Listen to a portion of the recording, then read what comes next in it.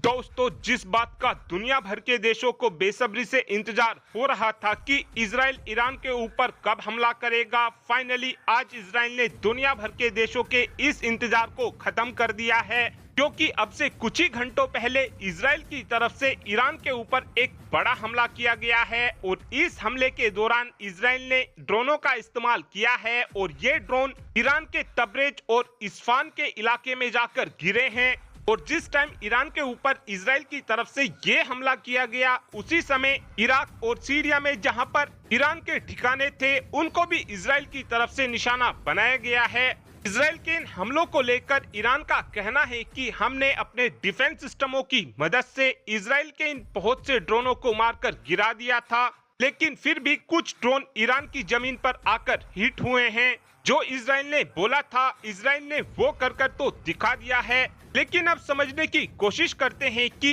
इस हमले को इजराइल ने इस्फान के इलाके में ही क्यों किया है। इस बात के पीछे सबसे बड़ा कारण यह है कि जो ईरान का इस्फान का इलाका है, यहाँ पर ईरान ने अपनी न्यूक्लियर टेस्ट फैसिलिटी को बना रखा है, जहाँ पर ईरान अपने यूरेनियम को एनरिच करता है ताकि यूरेनियम को ज्यादा से ज्यादा प्योर बनाया जा सके और उसी यूरेनियम की मदद से परमाणु बम को बनाया जा सके। इजराइल के इस हमले में सबसे ज्यादा हैरान करने वाली बात तो यह है कि इस हमले को इजराइल ने अपनी जमीन से नहीं किया है, बल्कि इस हमले को इजराइल ने ईरान की ही जमीन से कराया है। और इस तरीके के हमले हमको अब से कुछ दिनों पहले भी देखने को मिले थे, जब यूक्रेन ने रशिया की जमीन से ही रशिया की राजधानी यानी कि मॉस्को पर ड्रोन से हमला करा दिया था। लेकिन अब सबसे बड़ा सवाल यह है कि क्या ईरान की तरफ से इजराइल के इस हमले का जवाब दिया जाएगा या फिर नहीं, क्योंकि ईरान की तरफ से बोला गया था कि अगर इजराइल ने हमारे ऊपर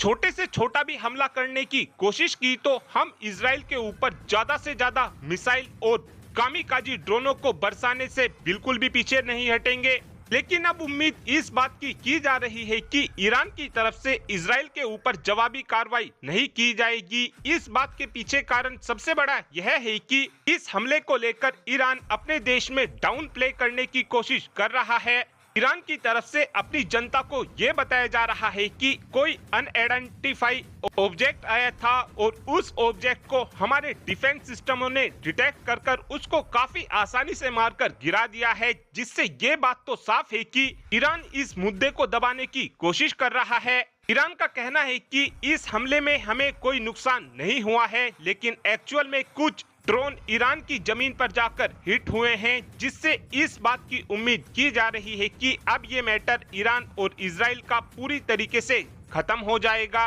लेकिन जैसा कि आप सभी जानते ही हो कि हमेशा ही अमेरिका आग में घी डालने का काम करता है और अमेरिका की तरफ से इस हमले को लेकर बोला जा रहा है कि इजराइल ने जो बोला था उस हमले को इजराइल ने कर दिखा दिया है।